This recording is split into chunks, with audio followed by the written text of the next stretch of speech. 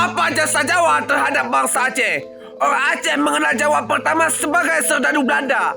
Dulu, orang Jawa sinilah dibawa oleh Belanda. Setelah Belanda pulang ke kampungnya, Jawa datang mengambil hasil bumi Aceh dibawa ke Jawa sana. Orang Aceh yang ada di Pulau Jawa, kalau dipulangkan ke Aceh, masih bisa beli rumah dan tanah. Tapi, kalau orang Jawa yang ada di Aceh dipulangkan ke Jawa, jangankan untuk beli kebun lagi. Beli rumah pun uangnya nggak cukup. Kamu baru nyari makan dari media sosial aja udah sombong. Bangkai kamu, Dede. Waktu dijajah Belanda minta bantuan sama bangsa Aceh. Sudah merdeka dari penjajah, Aceh gak dihargai sama kalian. Orang mana? Bangladesh. Bahasa Bangladesh apa? Kemonaso.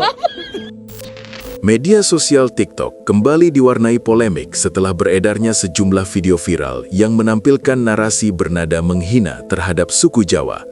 Dalam video tersebut, seorang pria yang mengaku berasal dari Aceh secara terbuka menyebut orang Jawa sebagai penjajah dan menuduh mereka mencuri hasil bumi Aceh untuk dibawa ke Pulau Jawa. Tak berhenti di situ, dalam video lain juga muncul pernyataan yang dianggap merendahkan dan memancing emosi. Disebutkan bahwa jika orang Jawa yang tinggal di Aceh dipulangkan ke daerah asalnya, mereka disebut tidak memiliki apa-apa. Sebaliknya, orang Aceh yang tinggal di Pulau Jawa diklaim masih mampu membeli tanah dan hidup mapan jika kembali ke Aceh. Narasi ini dinilai menyederhanakan persoalan ekonomi serta menggeneralisasi satu kelompok etnis secara sepihak. Konten-konten tersebut dengan cepat menyebar luas dan memicu reaksi keras dari warganet.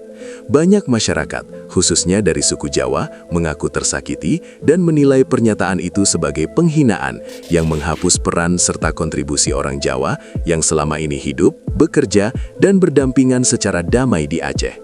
Gelombang reaksi pun semakin besar. Sejumlah warganet membuat video balasan untuk meluruskan narasi, menjelaskan bahwa keberadaan orang Jawa di Aceh bukan sebagai penjajah, melainkan sebagai sesama warga negara Indonesia yang mencari nafkah dan berkontribusi bagi daerah tempat mereka tinggal. Namun, kemarahan publik tak hanya berhenti di dunia maya. Dari video viral tersebut, beredar pula informasi adanya pihak-pihak yang berupaya mencari keberadaan akun TikTok tersebut. Bahkan, di media sosial beredar poster digital yang dikabarkan disebarluaskan di wilayah Aceh dan sebagian Sumatera, berisi ajakan untuk melaporkan akun tersebut karena dianggap memecah belah persatuan bangsa.